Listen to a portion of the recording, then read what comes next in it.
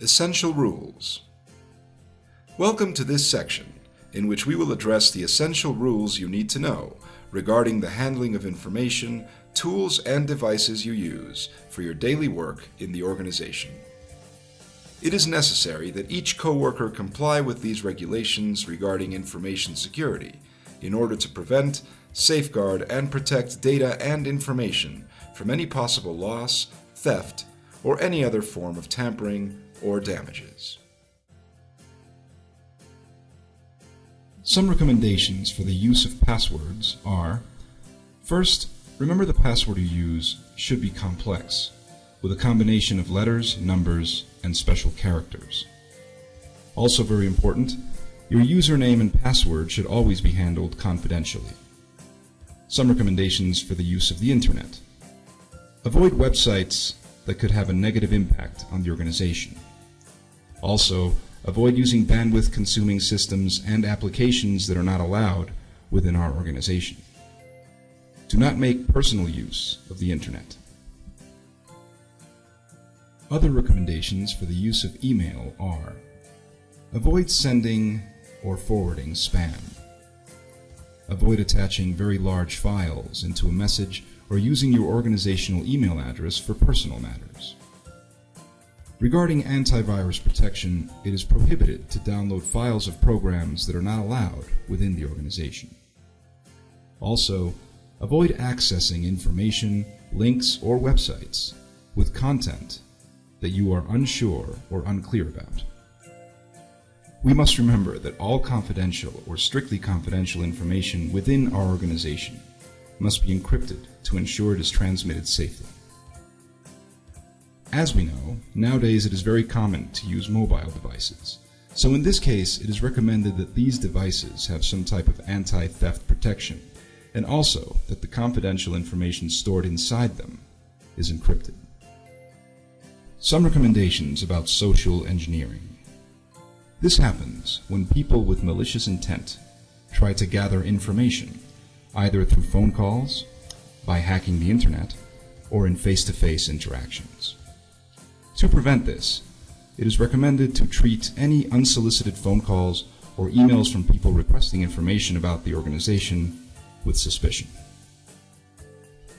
Regarding social networks, remember not to post any information that has been classified as sensitive or for confidential use according to our standards of classification of information, and also not to mention colleagues and friends without permission.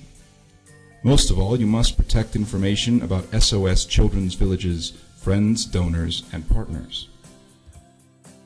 Regarding non-electronic information, make sure to store it in a secure and reliable way.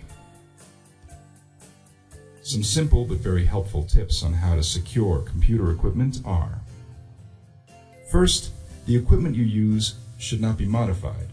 Only hardware and software approved by the organization should be used.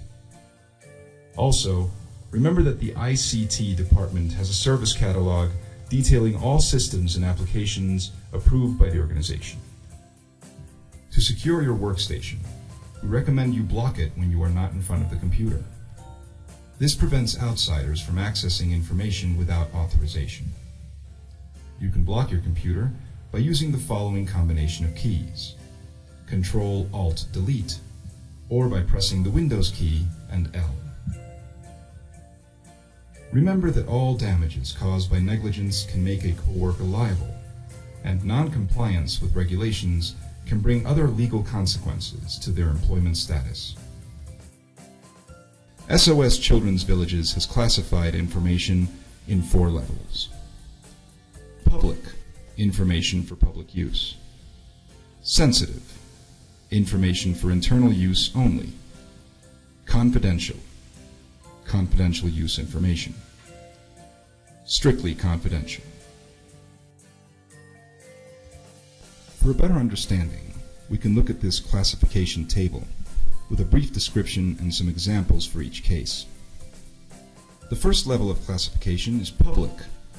This information is not of a sensitive nature for SOS Children's Villages and therefore does not need a label. The disclosure of this information will not cause any kind of damage to the organization. An example is all the information available in the public domain of SOS, such as our organizational websites. Another classification of information is sensitive. This type of information is for internal use only. Its disclosure does not represent a loss of reputation or embarrassment to SOS Children's Villages. External parties may find this information as a stepping stone to gather more sensitive information for unknown purposes. An example of this is the information available within our virtual collaboration platform. The third classification is about confidential information, which is also divided into confidential and strictly confidential information. Confidential information is sensitive, and if disclosed inappropriately, it could be harmful, causing damage, embarrassment, or loss of reputation for SOS Children's Villages, its partners, and donors. This includes all private data and confidential information about participants and co-workers. Some examples of this type of information are marketing concepts, strategies, and presentations of new products or services, financial data, crisis communications, travel reports and travel folders, statistics, program and project previews and suggestions, PCS reports, and documents containing data of a specific project. The last is strictly confidential information. In this case, the unauthorized disclosure of this type of information could cause great and exceptional damage to SOS Children's Villages, its partners, or donors. As examples, we have data related to donors, program participants, children, adolescents, and youths. Also, data related to named persons, personnel data, requests for financing, or information about the security of our ICT systems. This can refer to passwords or other configuration details. Now you can continue with your training. Thank you and good luck.